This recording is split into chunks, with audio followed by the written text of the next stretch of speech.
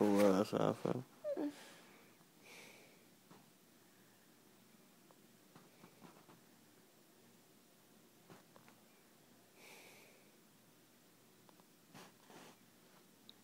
So explain to me what's your definition of love.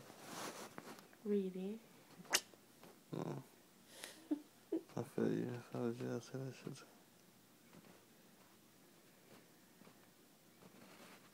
If that was me, I'd say that shit. The definition of love is happiness. Very simple. Finite. Accomplished. That's it. Finished. Thinking about how I cannot go downstairs anymore. Wow. I'm not allowed to. Downstairs where? Downstairs? Usually I go in the morning. Downstairs. Oh, you mean La Trabajo?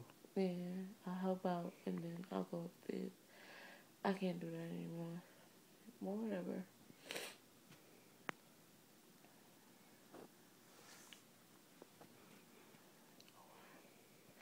Deadline April 1st. Oh, I cannot wait to be done with cleaning. Cannot wait. Alright, fuck work. Yeah, fuck work.